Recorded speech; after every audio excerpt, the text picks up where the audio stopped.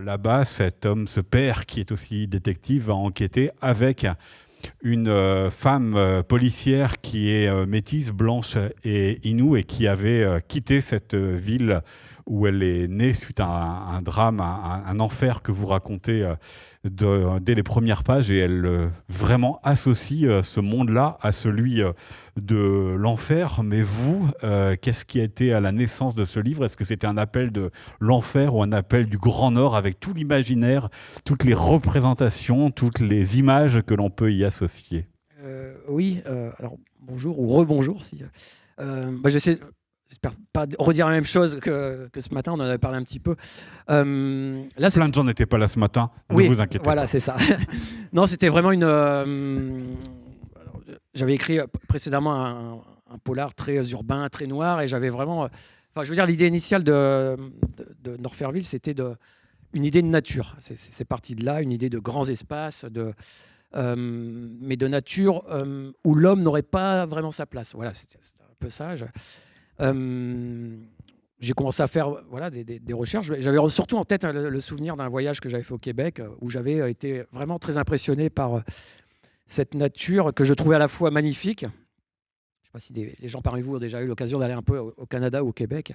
C'est une nature, mais où on a des immensités qu'on n'a pas ici en France. On peut parcourir des centaines de kilomètres en n'ayant que des arbres comme ça et une route, et on se dit mais si je tombe en panne d'essence ici, je suis très mal, avec des panneaux d'avertissement, attention, des ours. Voilà, donc il y avait cette nature à la fois immense mais hostile, dangereuse, et c'était cette dualité qui m'avait intéressé, et je me suis dit bon, je vais essayer de trouver une histoire dans cet environnement-là, et c'est parti de là. Et après, bon, évidemment, il y a eu, quand on a une étincelle d'idées, en ce qui me concerne, je me mets à faire des recherches, et de fil en aiguille, ça va mener à la fin à un roman. Mais entre l'étincelle de l'idée, évidemment, et on va dire la trame du roman, il y a du chemin.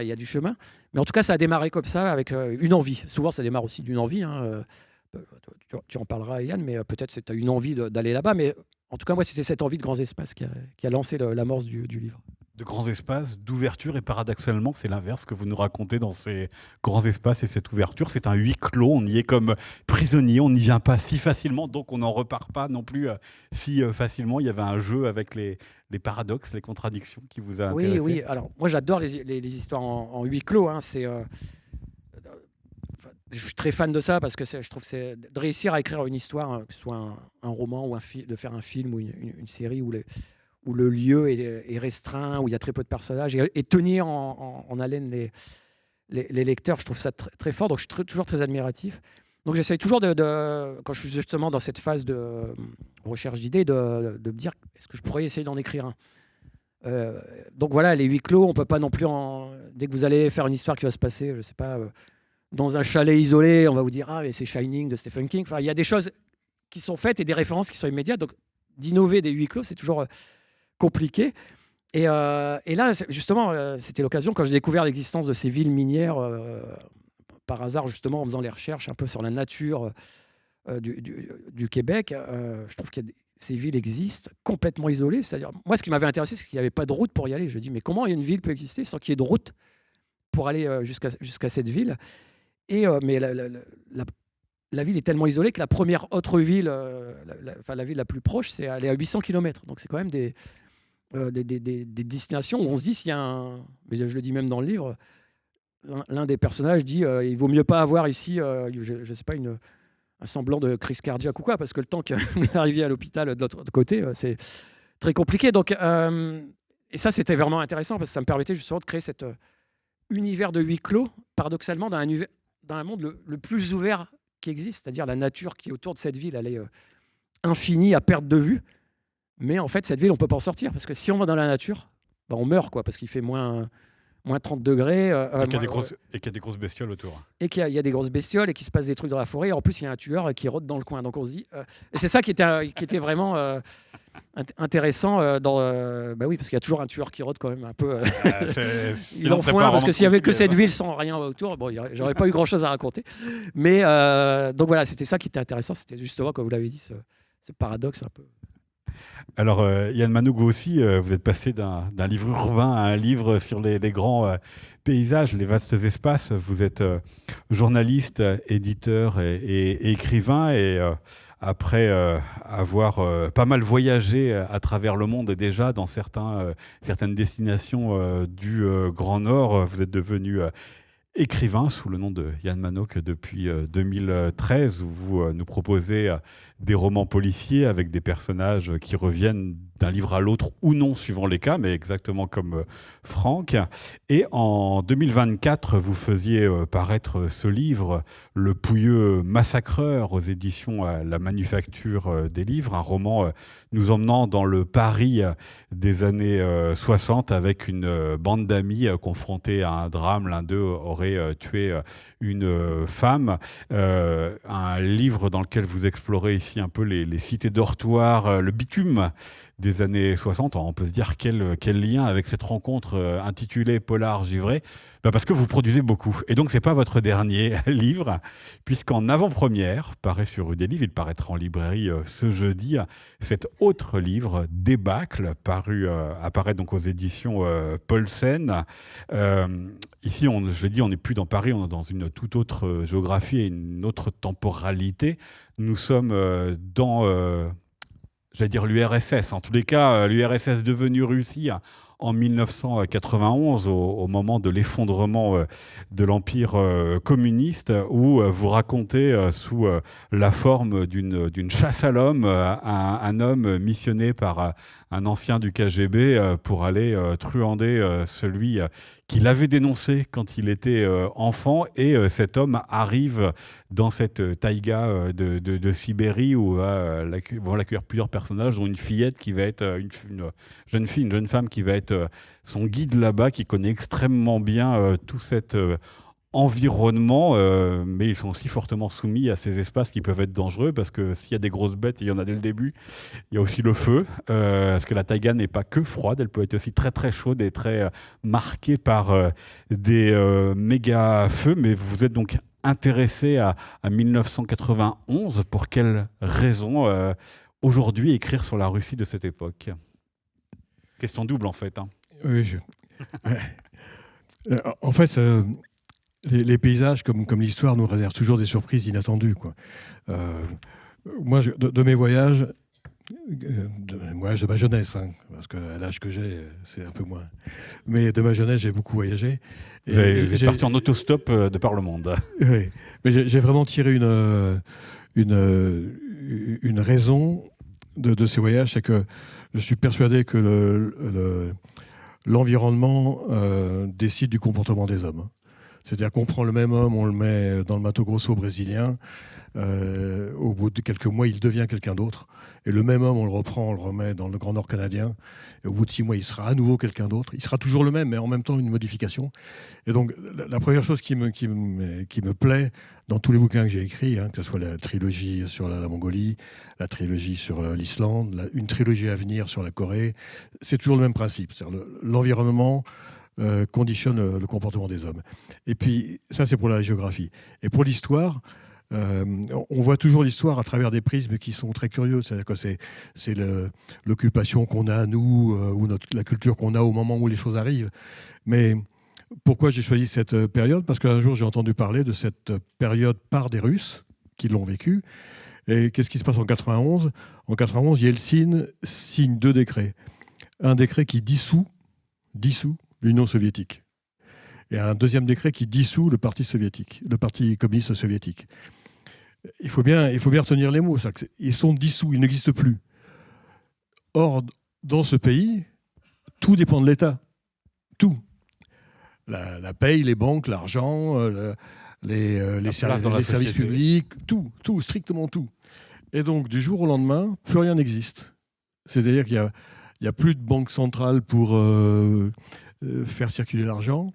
La police n'est plus payée, donc elle n'est plus la police. L'armée n'est plus payée, donc c'est plus l'armée. Le moindre transport, l'essence n'est plus distribuée, plus rien. Et d'un seul coup, ça m'interpelle en tant qu'auteur, parce que se trouver, c'est presque de la fiction. de la science-fiction même, ou de la politique-fiction. Mais ça leur est bien arrivé. Et ça explique d'ailleurs une partie du ressentiment qu'ils ont envers l'Occident.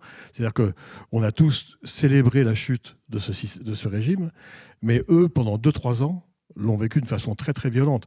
Dans les grandes villes, ça a été la mainmise des oligarques sur toute l'économie. Dans les villes moyennes et petites, ça a été terrible. Ça a été la prépondérance des pègres qui ont mis la main sur les villes. C'est-à-dire qu'en fait, c'était le plus armé, le plus violent, qui mangeait au détriment des autres.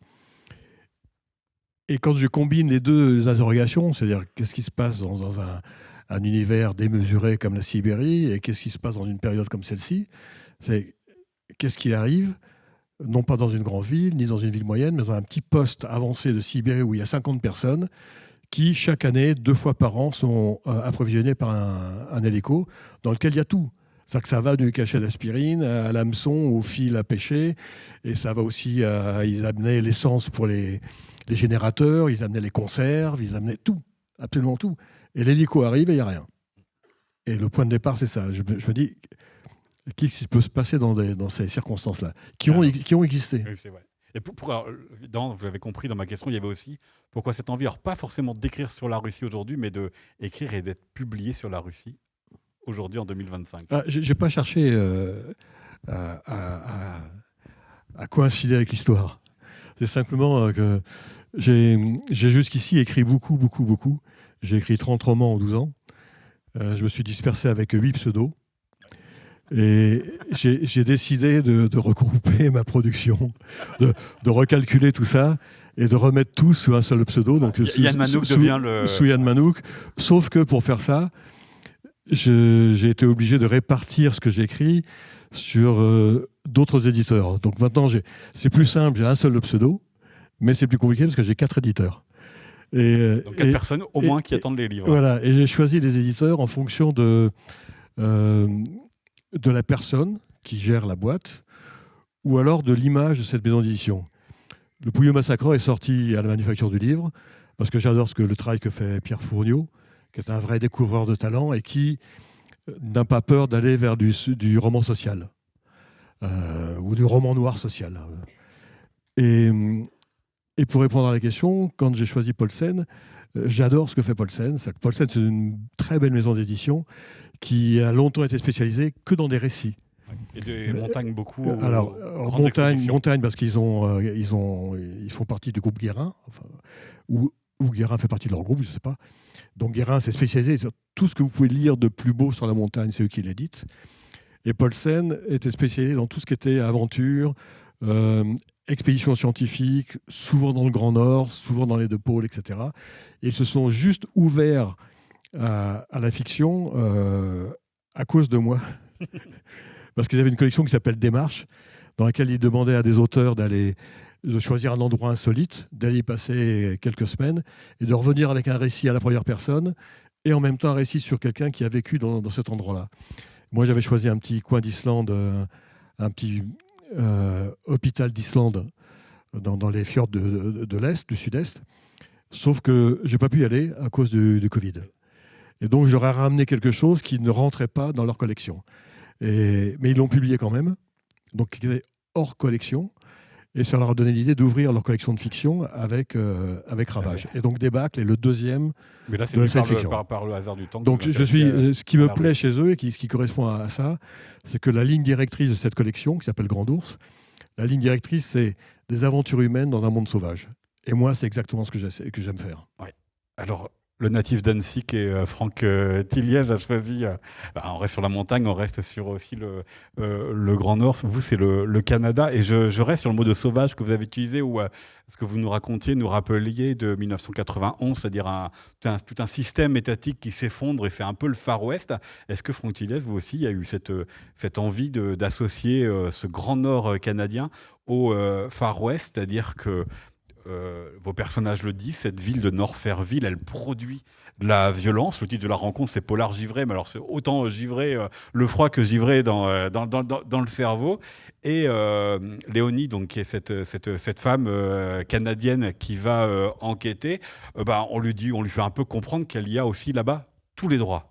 Est-ce que c'était aussi ça que vous associez à cette géographie, la dimension western, Far West. Oui, bah c'est vrai que c'est quelque chose qui est attirant, mais c'est un peu.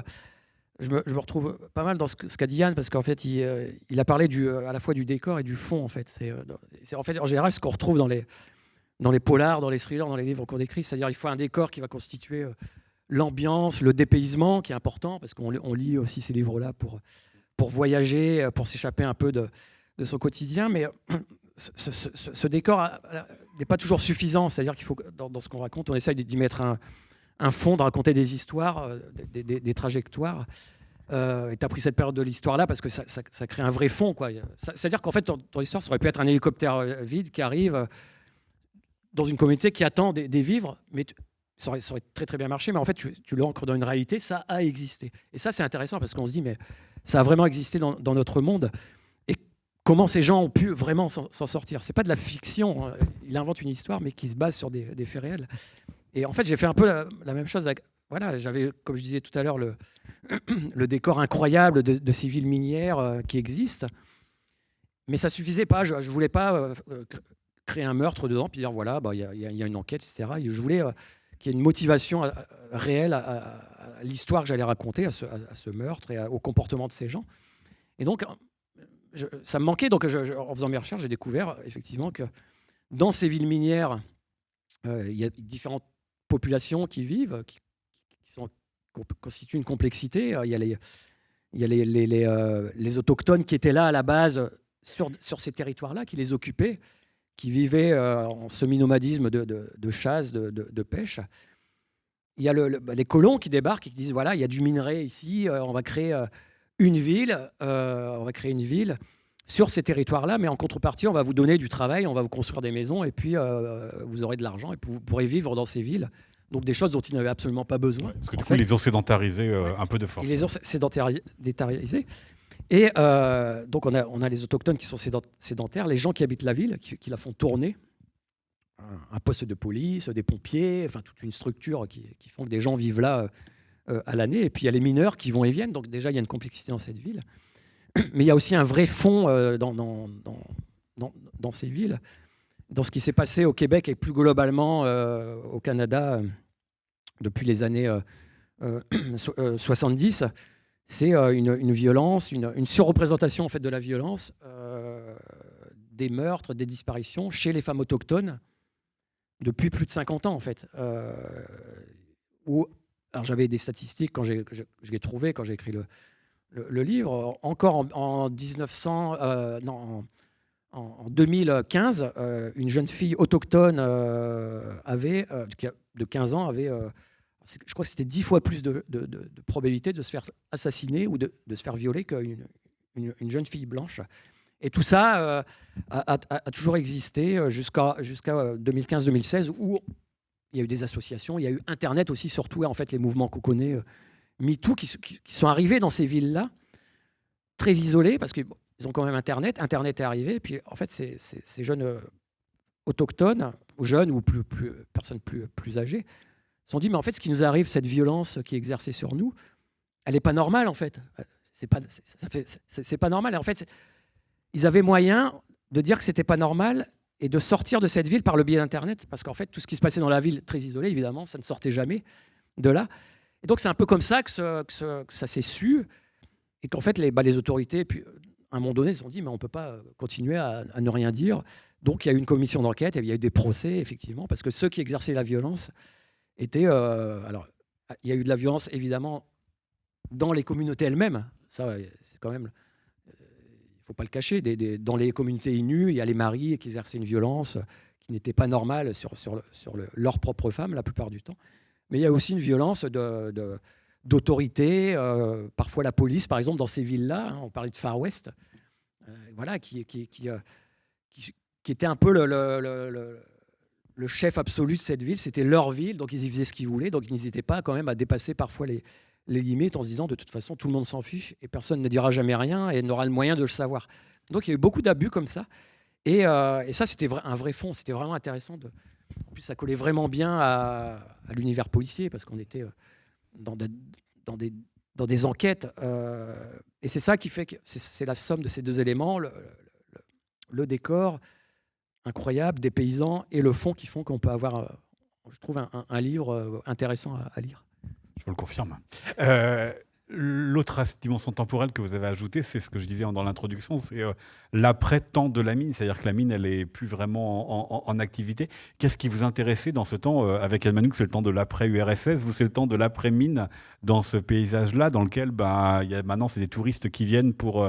donc évidemment, des riches touristes qui viennent pour aller sillonner la région. Ce sont eux les nomades, hein, pas les peuples autochtones, mais où il ne reste plus grand-chose en fait, qui attache à ce territoire. Oui, parce qu'en fait, il y avait quelque chose d'absolument effroyable en fait, dans ce mécanisme. C'est-à-dire qu'en fait, les gens de la mine, enfin, le capitalisme débarque en fait, sur ces territoires, crée une ville en disant bah voilà, on vous fait travailler, etc. Puis à un moment donné, la mine ferme. Et ça, c'est vrai, hein, c'est vraiment arrivé. Moi, j'ai créé une ville qui s'appelle Norfairville, mais qui est basée sur un modèle de ville qui s'appelle Schaefferville, qui est la ville du Grand Nord, qui ressemble très, très fortement, dont je me suis inspiré pour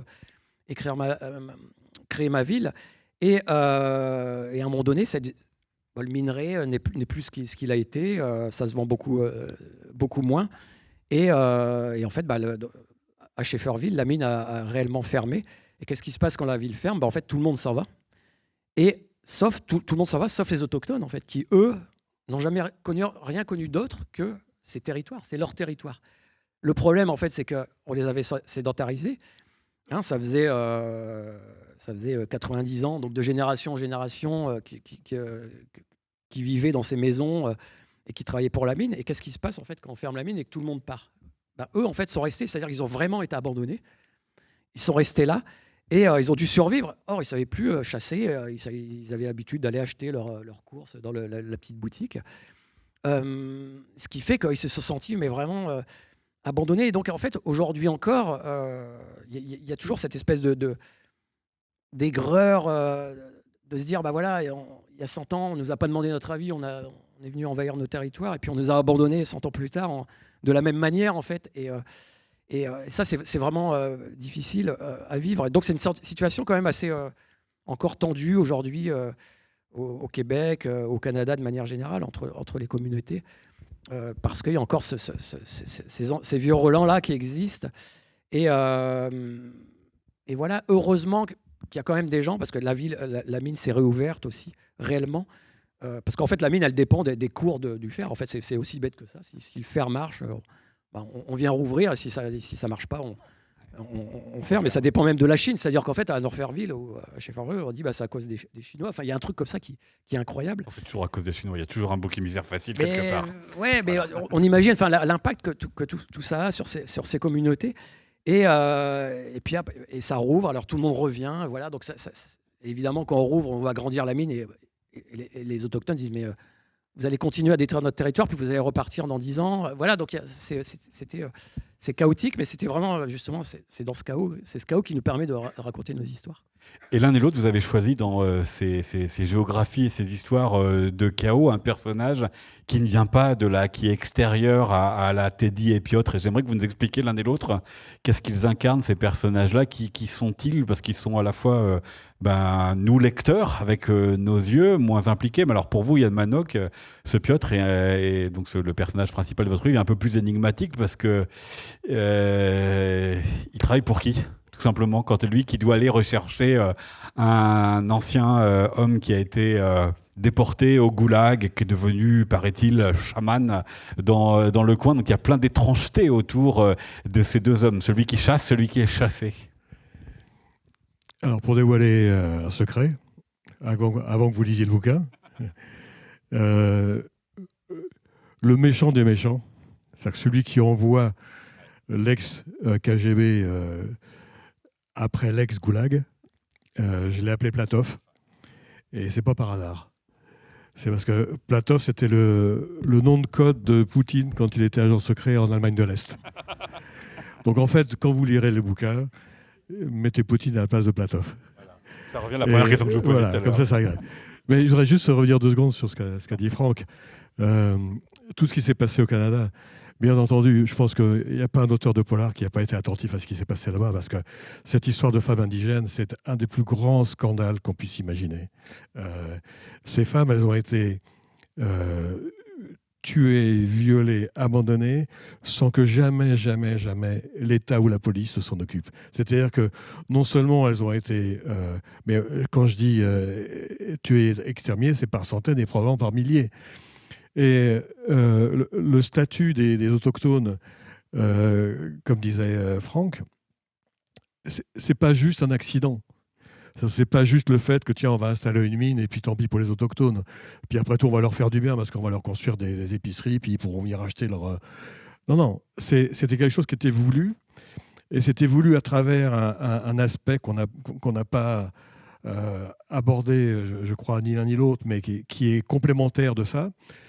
C'est l'histoire des orphelinats avec les enfants. Il faut lire les livres de Michel Jean, auteur québécois, qui le raconte. Et la philosophie même, elle était exprimée de cette façon-là. Ça s'appelait « tuer l'Indien dans l'enfant ». C'est-à-dire que l'idée de tuer l'Indien dans l'enfant, et pourquoi je dis ça? Parce que ça rebondit sur ce que disait Franck, c'est-à-dire qu'une fois qu'on a tué l'Indien dans l'enfant, il devient un adulte qu'on a dépossédé de ses terres, dépossédé de son indianité, si on peut dire ça comme ça, et dépossédé de ses réflexes de nomade. Et quand les gens s'en vont, il reste vraiment rien. Et le grand drame, de grandes conséquences de cette politique qui s'est passée depuis les années 50, même avant, c'est que les générations qui restent, elles sont complètement déracinées. Ils sont à 80% alcooliques, ils sont à 80% drogués, ils n'ont rien d'autre comme repère. Et l'idée du départ des prédateurs qu'on est très souvent, elle est inimaginable. Dans les livres que j'ai écrits sur la Mongolie, au sud de la Mongolie, il y a la plus grande mine de fer et de cuivre du monde. Elle fait 1,5 km de profondeur sur je ne sais combien d'hectares. Dès le moment où ils l'ont creusée, ils savaient qu'il y avait 40 ans d'exploitation possible. On arrive au bout des 40 ans. Là. Cette mine, elle a absorbé toute l'eau potable des 2 provinces du sud de la Mongolie. Toute l'eau potable. Et donc, une fois absorbé l'eau potable, de surface, ils ont attaqué la nappe phréatique. Ils ont même envisagé de faire descendre l'eau des fleuves du Nord vers le Sud, ce qui aurait voulu dire que l'eau se serait chargée de tellement de minéraux au passage qu'elle aurait été inconsommable. Donc elle n'aurait servi qu'à la mine. Il faut dire qu'ils cherchent, en dehors de l'or et du cuivre, ils cherchent des terres rares. Et les terres rares, en grosso modo, il faut raser une colline pour avoir 1 kilo de terres rares. Et la colline, il faut la nettoyer à l'eau et à l'acide. Donc, et le pire du pire, c'est-à-dire que dès qu'ils ont construit cette mine, c'était un conglomérat canadien et australien qui était à l'œuvre. Ils avaient déjà expérimenté en Australie des mines entièrement automatisées. C'est-à-dire qu'il y a des mines où tout est automatisé, les camions, les engins qui vont creuser, chercher robots, le minerai, ouais. Les camions qui le remontent. C'est-à-dire qu'une mine où travaillaient 1000 personnes, elle est gérée par 8 personnes en Australie. Et c'est ce qui se passe en ce moment en Mongolie. C'est-à-dire que non seulement la mine leur a tué 2 régions, 2 provinces, non seulement leur aura piqué toute leur richesse minérale, mais en plus on va leur laisser un endroit détruit, parce que tout ce qu'on creuse pour creuser un trou d'1,5 km, on le met quelque part. Donc on le met autour et ça bouge des rivières, ça change le cours de ruisseaux, etc. Et le pire du pire, si je peux me permettre, c'est que il y a des pays comme la France, par exemple, qui ont loupé le train de la Mongolie, qui n'ont pas été exploitants de Mongolie, notamment au niveau de l'uranium, qui vont trouver encore avantage à ça. C'est-à-dire qu'on est en train de racheter le trou, parce qu'il va y avoir un trou d'1,5 km de profondeur, entièrement creusé, et Areva est en train de négocier le rachat du trou pour mettre les déchets nucléaires des pays voisins dont personne ne veut que ça survole son territoire. Donc là, on est peinard, on est en Mongolie, on demande la permission de personne, et la Chine va aller déverser ses trucs, le Japon, la Corée vont aller déverser Et c'est cet enchaînement d'horreur, en fait, quand on regarde. Je crois qu'il faut vieillir un peu comme auteur pour arrêter d'aller chercher que de la fiction dans notre tête et de se dire, mais il y a bien pire autour. Alors du coup, je change ma question que je vous posais pour savoir l'un et l'autre à quoi vous sert justement d'écrire la fonction dans ce monde givré. Je reprends quand même l'un des mots du titre de la rencontre polar givré. Est-ce que ça vous permet de mettre à distance ce qui vous submergerait comme émotion, comme horreur du monde? Est-ce que ça vous permet de vous croire au moins le temps de quelques pages des justiciers par rapport à ce monde? Il n'y a pas de justicier, il y a simplement que ça permet de dire des choses. C'est-à-dire que le grand avantage du polar, beaucoup plus que l'essai ou que la tribune, l'avantage du polar, c'est d'aller toucher le lecteur par l'émotion et par le sentiment. Et c'est-à-dire donner corps à des personnages auxquels le lecteur va s'attacher et aller mettre ce personnage dans les conditions que vivent réellement d'autres populations ailleurs, de façon à ce que le lecteur puisse le comprendre. Et il n'y a pas de justice dedans. Je pense qu'au contraire, le polar permet de donner plusieurs avis sur le même événement et laisser le lecteur prendre sa décision. Par exemple, et c'est anecdotique, mais pas tant que ça, c'est un petit enfant de 5 ans qui est ivre. Liuba, la jeune fille, trouve que c'est normal dans son environnement. Piotr se pose un peu plus de questions. Franck Tilliez, cette question. Oui, non, mais c'est exactement ce que dit Yann. C'est-à-dire que ça permet de... On n'a pas répété. Hein. Non, mais ça permet on est d'accord, mais on n'a pas répété. D'amener ces sujets-là chez le lecteur. C'est-à-dire que ce sont des sujets qu'on peut difficilement amener autrement, si ce n'est par l'information. Le problème, c'est que l'information n'en parle pas. On va dire l'information de masse. Et c'est le grand drame, d'ailleurs, quand on creuse un peu dans ces sujets autochtones, c'est que les associations se battent pour qu'on en parle. Et donc, nous, on est bien modestement, une des voies, grâce à nos livres, de pouvoir diffuser aussi ce message-là. Donc, en fait, la fiction sert à ça. C'est-à-dire que qui va aller lire un essai sur les autochtones des années de 1970 à 2015 voilà, ça n'atterrira pas en votre main. Grâce à nos histoires et à nos fictions, ça nous permet justement d'aller diffuser ces histoires, effectivement, par l'émotion, par le personnage néophyte. C'est-à-dire, c'est ça aussi, tout à l'heure, il y avait la question... pourquoi le français? Parce que ça, je me suis posé tout de suite. Je rappelle que vous avez, parce que vous aimez les duos, mais il y a aussi un duo qui se constitue chez Yann Manoukian. Donc là, en l'occurrence, c'est une policière canadienne blanche et Innu et un détective lyonnais qui vient enquêter sur le meurtre de sa fille. Oui, parce qu'en fait, il y a ce policier français dont la fille a été assassinée à Norferville. Moi, quand je suis en train de réfléchir à créer cette histoire, je me dis, je vais avoir une flic québécoise, parce que c'est elle qui va mener l'enquête, puisqu'on est là-bas. Mais je me dis, elle connaît cet environnement. Donc, le froid, elle sait ce que c'est, elle sait ce qu'est ce problème, puisqu'elle a du sang Innu en elle. Parce qu'elle a pas mal expérimenté en sa jeunesse aussi. Oui, effectivement, il y a ce traumatisme aussi. Donc, en fait, elle est au courant de toutes ces questions-là. Donc, pour elle, c'est naturel d'en parler. On n'a même pas besoin d'en parler, puisqu'elle connaît. Mais nous, quand on est romancier, on veut exposer ce problème, justement, au lecteur. Et donc, il nous faut un personnage... qui soit complètement extérieur à ça pour que nous, le narrateur, enfin l'auteur, puissions, à travers ce personnage naïf, expliquer ce sujet-là. Donc c'est pour ça en fait que quand on a un personnage comme mon personnage de Teddy, qui est lyonnais et qui débarque dans une ville comme Norferville et qui, à la rigueur, voit les autochtones qui vivent à tel endroit, mais disent mais pourquoi, qui sont ces gens, pourquoi ils vivent là, pourquoi il y a cette espèce d'ambiance, on sent qu'ils ne s'entendent pas, et en fait, parce que lui, il est complètement extérieur à ça. Et l'autre personnage qui vit là va pouvoir lui expliquer. Et donc, la conversation a un sens. Ça n'aurait pas de sens si on prend deux flics québécois qui débarquent là-bas, puis là, tu te dis, mais t'as vu, ça fait vraiment le faux dialogue, et on le sent. Voilà, donc ça, c'est important d'avoir ce personnage qui est un peu comme le lecteur qui découvre cet univers qu'on essaye de lui retranscrire, ce problème qu'on essaye de lui retranscrire. Et toutes les questions que se pose le personnage, elles sont légitimes parce que le lecteur se les pose aussi.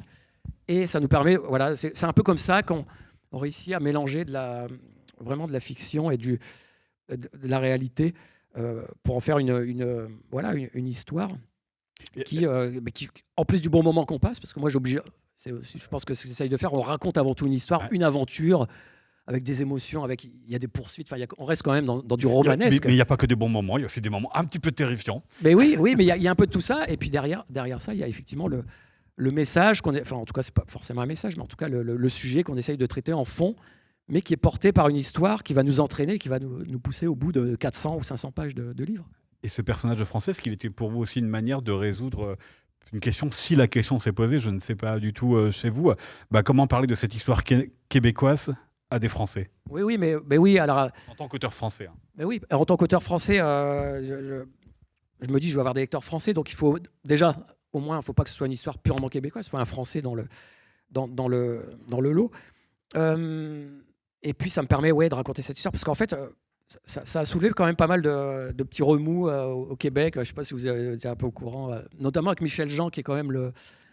Michel Jean, c'est donc l'auteur vraiment Innu, qui écrit sur les Innus, qui a finalement assez mal perçu qu'un auteur non québécois... Ça, c'est une vraie question. C'est une vraie question là-bas. L'appropriation culturelle. Oui. Est-ce qu'un autre... Les Innus sont très attachés à leur tradition. Est-ce qu'un auteur qui n'est pas dans cette... Alors, non seulement même pas Innu, mais même pas québécois, peut écrire là-dessus? Eux estiment que non. Voilà. Alors moi, c'est le contraire. C'est-à-dire, moi, j'estime que justement, l'auteur a une liberté absolue et qu'on peut écrire sur tous les sujets qu'on veut.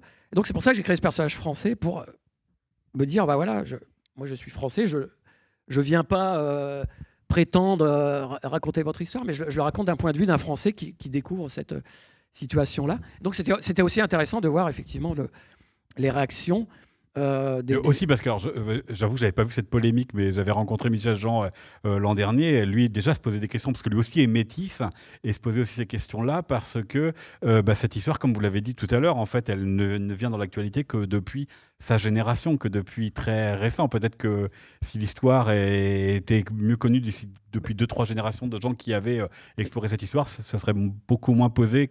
La question de que vient faire un étranger dans notre histoire. Mais moi, ce qui m'a vraiment surpris, c'est qu'aucun auteur, romancier québécois n'ait parlé de ce sujet. Et en fait, c'est la première chose qui m'a surpris. Je dis, un tel sujet, je veux dire, tout le monde est au courant, tous les Québécois. Je me dis, forcément, ils se seront appropriés le sujet. Aucun auteur. Et je pense qu'il y a un truc comme ça, ils ont peur. Il y a une telle appropriation culturelle, enfin une peur de l'appropriation culturelle que personne n'ose parce qu'on sait que c'est un sujet sensible. Moi-même, je l'ai ressenti en étant français, loin de là, que c'est très sensible. Donc on imagine, ils ont peur d'écrire là-dessus. Et Michel Jean, moi, voilà, il a été assez virulent parce que voilà. Qui est écrivain et qui était aussi le présentateur vedette de la télé j'avais presque envie de québécoise. dire, donc ça fait pas beaucoup de gens, mais c'est quand même important dans l'univers québécois. Si nous, on n'a pas le droit d'écrire, écris toi-même sur ce sujet-là. Enfin, j'ai envie. C'est un vrai problème, parce que il y a le problème du communautarisme dans l'écriture. C'est-à-dire que certaines personnes auraient le droit d'écrire sur certains sujets et pas d'autres. Et on va arriver finalement à ce que il n'y ait que des hommes pour écrire sur les hommes, que des femmes pour écrire sur les femmes, que des blancs pour écrire sur les blancs, que des noirs pour écrire sur les noirs. Ça existe, ça commence déjà à venir. Ça existe bien aux États-Unis. Il y a les fameux relecteurs spécifiques. Quelqu'un écrit sur une histoire dans laquelle un personnage est noir et homosexuel. La maison d'édition va faire relire par des avocats noirs la partie noire et par des avocats homosexuels pour pas avoir... Alors, je ne vais pas dire que nous deux, on s'oppose à ça avec notre petit statut, mais je pense que chaque auteur doit s'opposer à ça. On doit avoir la possibilité d'écrire sur tout ce qu'on veut. Et en face, on ne doit pas avoir la capacité de nous interdire de le faire, mais la capacité d'écrire quelque chose de contraire. Et dans ce cas-là, ça c'est la première chose. La deuxième chose, c'est que tu disais que peu d'auteurs canadiens ou québécois ont écrit dessus. C'est parce que c'est un sujet qui est tellement honteux pour eux que personne n'ose l'aborder. Mais il est exactement honteux comme nous, on a fait la même chose avec les enfants de la Réunion. Et dans le bouquin, dans Le Privé Massacreur, je parle assez vite de la guerre de l'Algérie. Mais la guerre d'Algérie, c'est pareil. Qui a écrit sur la guerre d'Algérie? Là, en l'occurrence, il y a eu beaucoup de livres, mais ils n'ont pas eu beaucoup de lecteurs pendant très voilà, longtemps. On peut trouver une dizaine de livres, on peut trouver 3-4 films, mais et ça reste quelque chose qui bloque la réflexion de notre société.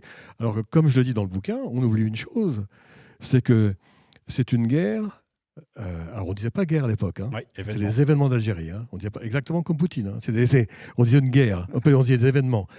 Mais on oublie une chose, c'est que ça a été fait par des appelés. Pourquoi je situe cette histoire en 62 et pourquoi ce sont des gamins de 20 ans? Parce que c'est des gamins qui allaient à la guerre. L'oncle dont je parle dans le bouquin, il a fait 36 mois de guerre. En plus, lui, il a fait 18 mois à protéger les pieds noirs contre le FLN Et après le début des accords, il a fait 18 mois à protéger le FLN contre l'OAS. C'est que le même mec, il a lutté dans les deux sens et il s'est fait taper dessus. 62 étant l'année de la fin de la guerre. Mais ce qu'on oublie surtout, souvent on se dit, mais comment 68 a pu arriver ? Alors qu'on était dans une économie qui tournait à fond au maximum, on était dans le plein emploi pratiquement, il n'y avait pas de crise exceptionnelle nulle part. Pourquoi c'est arrivé ?